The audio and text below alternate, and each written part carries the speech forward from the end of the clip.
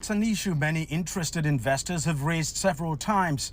When exactly will Aliko Dangote go public with his 650,000 barrels per day refinery? He's now provided a categorical answer. Next year, he says, and that the process is already well underway. I try to work with SEC so that people now that buy our shares will end up earning their dividend in dollars. We are working on it, and as soon as we are done, I'm sure we'll come out and have Nigerians to buy into the business. As to how much of the refinery he intends to list on the exchange, here's what Dangote has to say. When we are going to sell the shares, we will not put a cap. If they happen to buy 55% and I will be down to 45%, so be it. You know, the thing is about legacy. I want Nigerians to own this, and I want every single Nigerian, when the refinery does well, for them to be able to always rely on the profit of that refinery to be able to pay their own education, children's education, and upkeeps, health, everything. Dangote says a future listing on the London Exchange is also on the cards. The announcement has been well received in the public, with financial experts saying the move would deepen market participation and protect investors from inflation.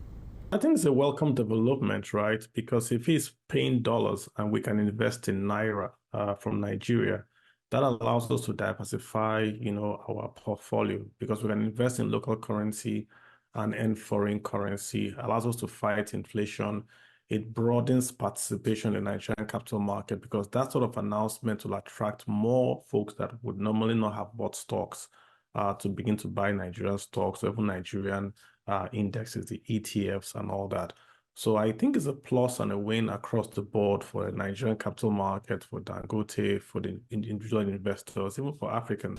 Beyond Nigeria, analysts say the plan could also attract African and global investors already exposed to foreign equities through digital investment platforms, keeping capital within the continent. We've had dollar-paying investment, but like you said, I'm not sure we've had buying naira and in dollars investments before. So that's why it's rather novel.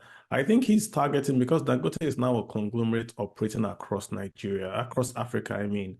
So he's targeting really that class of investor that is mobile, plugged into the African continent, plugged into the world investing market. He's also competing with Nigerians that are investing in US stocks using their apps. Now in Nigeria, it's possible for you to live in Nigeria and to buy Tesla or Nvidia from your Nigerian app here locally. So he sees that there's a pool of investors that would rather invest in Dangote, the Dangote group. It allows him to refinance his debt and then pay back the dollar revenues he gets across the board. Dangote has already begun the process of doubling the capacity of the refinery to 1.4 billion barrels per day over the next 3 years.